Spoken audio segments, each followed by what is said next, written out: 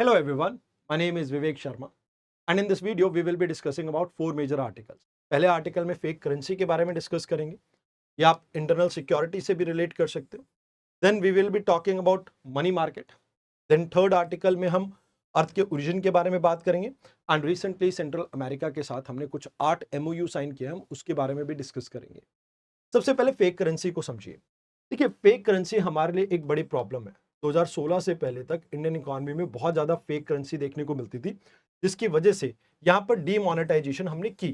But अभी भी 638 करोड़ के आसपास हमें फेक करेंसी नोट्स देखने को मिलते हैं, जिसमें 2000 के नोट्स भी हैं और आपके 500 के नोट भी हैं.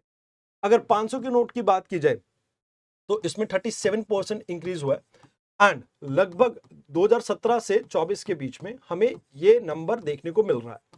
तो कहते हैं कि भी इसमें 50% जो ये आपकी प्रॉब्लम है वो गुजरात से आ रही है. उसके अलावा आपके महाराष्ट्र, कर्नाटका, दिल्ली, वेस्ट बंगाल, ये वो एरियाज हैं जहां पर ये प्रॉब्लम अभी भी बहुत ज्यादा हाई लेवल पे आपको देखने को मिल रही है. अब इसका इम्पैक्ट क्या होता है? देखिए, फेक करेंसी की वजह से इकोनॉमी के अंदर नोट की सप्लाई आपकी इंक्रीज होती है, तो जिसकी वजह से इन्फ्लेशन को प्रॉब्लम देखने को मिलती है.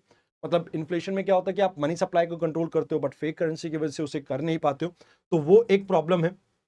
देन इलीगल एक्टिविटीज को फंडिंग मिलती है, जैसे नारकोटिक्स हो, आर्म स्मगलिंग हो, टेरर फंडिंग हो, एंड इससे कहीं ना कहीं एक पैरेलल इकोनॉमी, शैडो इकोनॉमी आपकी ग्रो करती है, जो कि आपकी मेन इकोनॉमी के ऊपर या पॉलिसीज के ऊपर इंपैक्ट डालती है. तो कहा जाता है कि भाई इसमें आपके कई चीजें होती है जिसके ऊपर आप फोकस करते हो ताकि आप इस तरह की प्रॉब्लम को सॉल्व कर सके, जैसे सिक्योरिटी पेपर.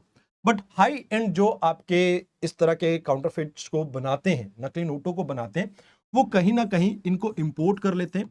देन आपकी जो प्रिंटिंग स्टाइल है, जो रेज्ड इंक आपको देखने को मिलती है, खासकर गांधी जी की फोटो या आपकी जो आरबीआई का जो सिंबल है उसके ऊपर आपको एक खुरदरापन देखने को मिलता है. कहते हैं केमिकल ट्रीटमेंट के साथ इसको अचीव कर लिया जाता है.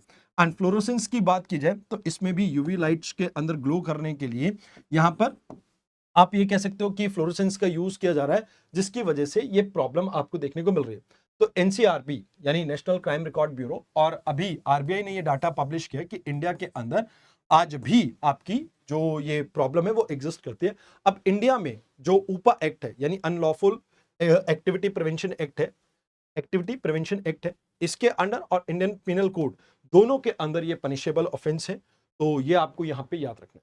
आर्टिकल में अगर बात की जाए तो ये कहा जाता है कि भाई देखिए, ज्यादातर अगर हम बात करें बैंकिंग सिस्टम के अंदर आपको लाखों के नंबर्स में ये नोट्स देखने को मिलते हैं. लगभग 40 करोड़ जो आपके रुपए हैं, ये फेक करेंसी, ये बैंकिंग सिस्टम में भी आज की डेट में इंट्रोड्यूस हो चुकी है. तो यहाँ पे आपको करना क्या चाहिए? तो यहाँ सबसे पहले तो ये डाटा कलेक्शन आपका ठीक है, बट आपको ये समझना होगा कि इसमें प्रॉपर एक मैकेनिज्म ऐसा बिल्ड करना पड़ेगा ताकि आप इनको ट्रैक कर सकें एंड ऐसे नेटवर्क को क्रैक कर सकें. तो मिनिस्ट्री ऑफ होम अफेयर को स्टेट्स के साथ कोऑर्डिनेट करना पड़ेगा, जिसकी वजह से आप बेटर वे में इसको इंप्लीमेंट कर सको. Terror funding and extortion cells को आपको स्टैब्लिश करना होगा, जो कि ऑलरेडी आपके चल रहे हैं, बट उन्हें और ज्यादा स्ट्रेंथन करना होगा. और अच्छे सिक्योरिटी फीचर्स आप यहाँ पे इंट्रोड्यूस कर सकते हैं. एंड नेबरिंग कंट्रीज जैसे बांग्लादेश और बाकी कंट्रीज के साथ, जैसे बांग्लादेश के साथ ऑलरेडी हमने कर रखा है और बाकी कंट्रीज के साथ भी एमओयू साइन करना होगा ताकि इस तरह की प्रॉब्लम को आप रिड्यूस कर सको. तो यहाँ पे फीचर्स को इंक्रीज करना, इंटर एजेंसी कोऑर्डिनेशन को प्रमोट करना, आप डिजिटल पेमेंट को प्रमोट कीजिए एंड इंटरनेशनल कॉपरेशन के ऊपर फोकस कीजिए. ये मेजर आपके आउटकम हो सकते हैं. ये आपका एक क्वेश्चन हो गया प्रीलिम्स का और ये मेंस का. तो आइए अब बात करते हैं नेक्स्ट आर्टिकल. देखिए, अभी क्या हुआ है कि जो सर्टिफिकेट ऑफ डिपॉजिट है, इसमें आपको इंक्रीज देखने को मिला है, सर्च देखने को मिला है, जिसके अंदर ये प्रॉब्लम आ रही है कि जो आपकी ये जो डिपॉजिट रेट्स है वो इंक्रीज हो रहे हैं एंड इसकी वजह से ट्रेजरी बिल्स के ऊपर एक प्रेशर इंक्रीज हो रहा है. तो सबसे पहले ये क्या होते हैं इससे समझो. देखिए, ट्रेजरी बिल्स वो होते हैं जो आपकी गवर्नमेंट इशू करती है और ये शॉर्ट टर्म के लिए फाइनेंस करने के लिए यूज किया जाता है. लेस देन 365 डेज, यानी 364 डेज भी हो सकता है, 182 भी हो सकता है. तो इस तरह से, या 91 डेज का भी हो सकता है, ये इस तरह से ऑपरेट करते हैं. अब कमर्शियल पेपर क्या होता है? ये अनसिक्योर्ड प्रॉमिसरी नोट्स होते हैं, पी नोट्स होते हैं, जो कि आपके एक अच्छी कॉर्पोरेट्स जो हाई रेटेड कॉर्पोरेशन है वो आपकी इशू करती है. देन सर्टिफिकेट ऑफ डिपॉजिट क्या होता है? ये नेगोशिएबल टर्म डिपॉजिट होते हैं जो कि कमर्शियल बैंक आपकी मनी बोरो करने के लिए एक जनरेट करता है. देन कॉल मनी क्या होती है? शॉर्ट टर्म मनी होती है, 1 से 14 दिन के बीच की, जो कि कैश रिजर्व रेशो की अगर कभी प्रॉब्लम आ जाए तो उसके लिए यहाँ पे यूज किया जाता है। देन रीपर्चेज एग्रीमेंट, ये आपके बैंक्स के बीच में होता है, आरबीआई और कमर्शियल बैंक या कमर्शियल बैंक और आरबीआई के बीच में, जिसमें आपका रीपर्चेज एग्रीमेंट और रिवर्स रीपर्चेज एग्रीमेंट, ये आपको याद रखना है, repo rate and reverse repo rate. तो ये आपके कुछ मैकेनिज्म है थ्रू विच हम मनी मार्केट को कंट्रोल करते हैं। तो कहा जाता है कि भाई ये मनी मार्केट क्या है, ये एक इंपॉर्टेंट इंस्ट्रूमेंट है आपके फाइनेंशियल सिस्टम का, जो कि फैसिलिटेट करता है बोरोइंग एंड लेंडिंग को शॉर्ट टर्म के लिए। अब यहाँ पर एक दिन से लेके एक साल तक की बोरोइंग की जाती है गवर्नमेंट के द्वारा, बैंक्स के द्वारा और कॉर्पोरेट्स के द्वारा। जनरली इसे आरबीआई आपकी हैंडल करती है, आरबीआई एक्ट 1934 के अंडर। अब इसमें हम लिक्विडिटी मेंटेन करने की कोशिश करते हैं, बट अभी हमारे सामने क्या प्रॉब्लम चल रही है और इसमें कौन कौन पार्टिसिपेट कर सकता है। तो कहते हैं ओवर द काउंटर जो आपकी मनी मार्केट है, इसके अंदर central bank, commercial banks, non banking financial corporation, mutual funds and corporation, ये सभी पार्टिसिपेट कर सकते हैं। बट अभी क्या हो रहा है कि हमारे यहाँ पर क्रेडिट डिपॉजिट गैप आ चुका है, जहां पे बैंक में जो पैसा डिपॉजिट हो रहा है वो कम हो रहा है, एंड जो आपकी फंडिंग वगैरह, जो जैसे आपको पैसा देना है अब बोरोवर्स को, वो पैसा कम है। तो इस वजह से ये आपको इंक्रीज देखने को मिल रहा है, जिसमें टी बिल्स और इसके बीच में आपको गैप देखने को मिल रहा है। लिक्विडिटी कवरेज रेशियो आपको याद रखनी है, क्योंकि रेगुलेटरी रिक्वायरमेंट है आपकी कि 30 दिन का स्ट्रेस सिनेरियो के लिए आपके पास पैसा होना चाहिए, इन केस कभी भी आपको कस्टमर को पैसा देना हो तो आप इजिली दे सके। तो कहा जाता है कि भाई अभी जो आपका जो टी बिल्स और सीडी रेट्स है, इनके बीच में गैप इसलिए आ रहा है क्योंकि पैसा जो बैंक्स है उनके पास कम है, तो इस वजह से वो बोरोइंग कर रहे हैं और इस वजह से अच्छा इंटरेस्ट रेट यहाँ पे कर रहे हैं। देन यहाँ पर कहा जाता है कि सेकेंडरी मार्केट के भी अपने कंस्ट्रेन है, जैसे हमारे पास टॉप रेटेड इशुअर्स बहुत कम देखने को मिलते हैं, लॉन्ग टर्म इन्वेस्टर्स आपको कम देखने को मिलते हैं, और यहाँ पर शॉर्ट टर्म ज्यादा देखने को मिलता है, वो भी एक प्रॉब्लम है। अब अगर देखा जाए तो म्यूचुअल डेट फंड्स जो होते हैं वो कम है, इक्विटी के अंदर लोग ज्यादा इन्वेस्ट करते हैं, इक्विटी के अंदर सॉरी, एंड यहाँ पे इस वजह से आपको स्टेग्नेशन देखने को मिलता है डेट मार्केट के अंदर भी। तो कहते हैं कि भाई देखो, आपके जो कॉर्पोरेट्स के जो इशू किए जाने वाले ये जो प्रॉमिसरी नोट्स हैं, यानी ये जो आपके कमर्शियल पेपर्स हैं, ये भी बहुत ज्यादा आपके मार्केट में वैल्यू नहीं रखते, बट क्योंकि आपकी गवर्नमेंट भी साथ में कॉम्पीट कर रही है, तो आपको एक क्राउडिंग आउट इफेक्ट देखने को यहाँ पे मिल जाता है। तो कहते हैं इन्वेस्टर का बेस आप और ज्यादा ब्रॉड करो, जहां पर सेकेंडरी मार्केट की लिक्विडिटी को आप इंप्रूव कर सकते हैं। मोर ओवर आपको प्रोडक्ट्स के अंदर इनोवेशन लेके आना पड़ेगा, यूजर्स के अकॉर्डिंगली इसे आप चेंज कर सको, and current and saving accounts के अंदर आपको बेटर वे में कैसे मनी को मोबिलाइज कर सको, आप उसके ऊपर फोकस कीजिए। तो यहाँ पे इसके रिगार्डिंग आपको ये एक मेंस का क्वेश्चन देखने को मिलता है और ये आपका प्रीलिम्स का। आइए अब बात करते हैं अर्थ के ओरिजिन की।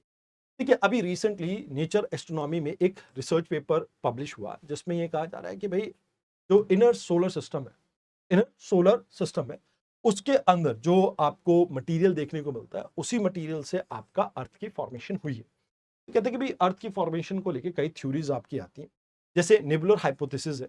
इमैनुअल कैंट ने ये कहा था कि भाई आपकी जो अर्थ है वो कैसे बनी है, कहते एक स्लो रोटेटिंग आपका गैस और क्लाउड का डस्ट था, गैस का और डस्ट का आपका क्लाउड था, वो धीरे धीरे कंडेंसेट करता है, एंड आपकी जो जो कूल होने के बाद ये नेबुला है वो धीरे धीरे और ज्यादा तेज घूमने लगता है, एंड सेंट्रीफ्यूगेशन की वजह से, सेंट्रीफ्यूगल फोर्सेस की वजह से यहाँ पे आपका ये जो सेंटर ऑफ मास है उससे मटेरियल सेपरेट होता है, और ये अर्थ की फॉर्मेशन के लिए रिस्पॉन्सिबल है। तो कहते हैं सेंट्रल मास आपका सन बन गया और उसकी जो रिंग्स थी वो प्लैनेट बन गई।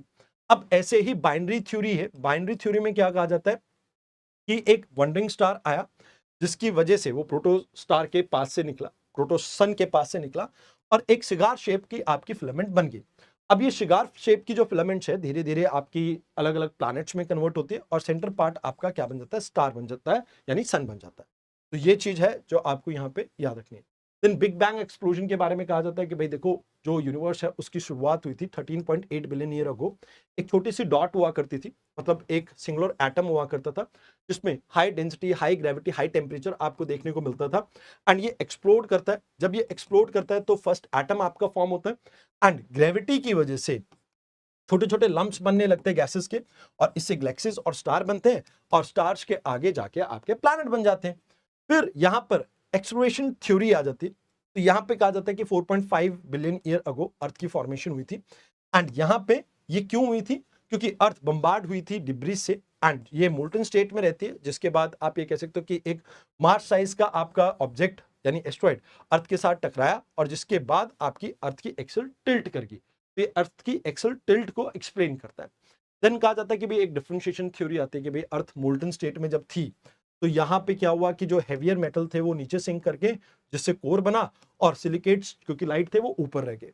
कहते अर्थ का फिर एटमॉस्फेयर कैसे बना, तो डी गैसिंग इसमें थ्योरी आ जाती है, जिसमें कहा जाता है कि पहले अर्थ के ऊपर कार्बन डाइऑक्साइड ज्यादा देखने को मिलती थी, बट वॉल्केनिक इरप्शन के कारण जब आपके वाटर वेपर और कार्बन डाइऑक्साइड जो इंटीरियर में ट्रैप थे वो बाहर निकलते हैं तो उससे अर्थ का एटमॉस्फेयर चेंज होता है।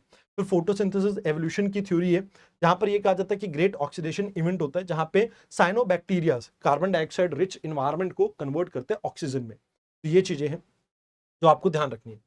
तो यहां पर अभी तक ये माना जाता था साइंटिफिक कम्युनिटीज के द्वारा कुछ के द्वारा कि 6% जो आउटर सोलर सिस्टम है उस मटेरियल से अर्थ बना हुआ है, एंड अदर मॉडल क्लेम करते थे ये 40% मटेरियल है। तो कहते हैं इस थ्योरी को अभी ब्रेक करते हुए यहां पे ये कहा गया है कि भाई देखो अर्थ जो है वो ज्यादातर इनर सोलर सिस्टम के जो आपको मटेरियल्स है उससे बना हुआ दिखता है। तो यहां पर आपको याद रखना है कि अर्थ के अंदर ये एनालिसिस ये कहता है कि भाई आइसोटोपिक कंपोजिशन जो है वो अलाइन परफेक्टली करती है बाकी बॉडीज के साथ, जो बाकी आपके बॉडीज आपको देखने को मिलते हैं उसके साथ, एंड इसी वजह से मरकरी और वीनस की जो शेप एंड बाकी चीजें हैं वो अर्थ के साथ मैच करती है।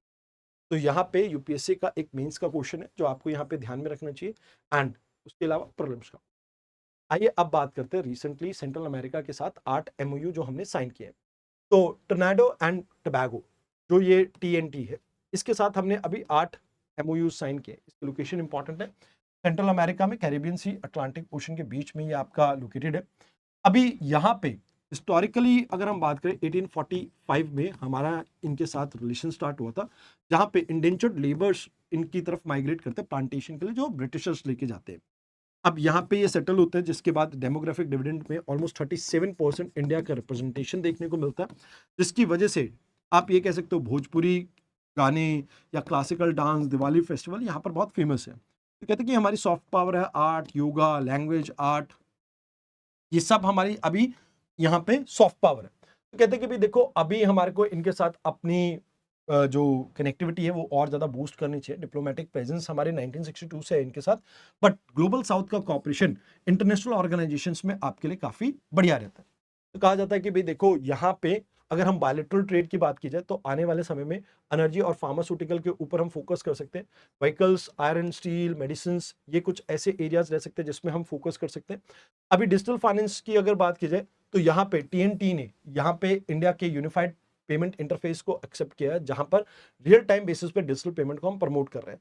Indian technical and economic cooperation की अगर बात की जाए तो यस डेफिनेटली हम यहाँ पर इन्हें ट्रेन भी करते हैं, स्कॉलरशिप भी प्रोवाइड करते हैं, खासकर IT audit and renewable energy sector के अंदर।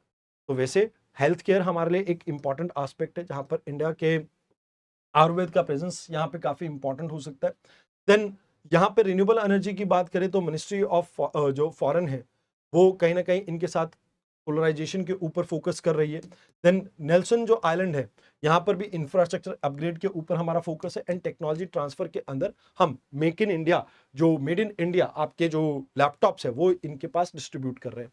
तो कहते हैं कि भाई इंडिया की सॉफ्ट पावर आयुर्वेद है एंड डिजिटल एजुकेशन है, लैपटॉप्स खासकर। तो ये नॉलेज पार्टनर बना देता है इंडिया को, जस्ट एक ट्रेडिंग पार्टनर नहीं। उसके साथ साथ हमारी जो प्रेजेंस है ये कैरिबियन कम्युनिटी में काफी स्ट्रांग है। एडिशनली हम ग्लोबल साउथ की वॉइस को रेज करते हैं, तो दोनों के जो गोल्स है वो ऑलमोस्ट सेम है, एंड डायस्पोरा से एंगेजमेंट के साथ यहाँ पर हम एक्नॉलेज करते हैं ऑनर करते हैं उनकी कल्चरल हेरिटेज को, जहाँ पे इंडिया और उनकी शेयर्ड एक हेरिटेज आपको देखने को मिलती है। तो कहते हैं कि भाई देखो प्रॉब्लम ये है कि शिपिंग कॉस्ट इनके पास गुड्स वगैरह भेजने की हमारी बहुत ज्यादा है, एंड प्लस चाइनीज इन्वेस्टमेंट को हम काउंटर नहीं कर सकते क्योंकि चाइना बहुत हैविली यहाँ पे इन्वेस्ट कर रहा है। तो हमें यहाँ पे फोकस करना चाहिए डिजिटल पब्लिक इंफ्रास्ट्रक्चर पे, यूपीआई आधार जैसी चीजों के ऊपर, and more over international solar alliance के ऊपर हम फोकस कर सकते हैं ताकि क्लाइमेट रेजिलेंट इकोसिस्टम यहाँ पे हम बिल्ड कर सकते हैं। तो इसके रिगार्डिंग ये आपका मेंस का क्वेश्चन है, ये आपका प्रीलिम्स का। आज के डिस्कशन में इतना ही था, धन्यवाद।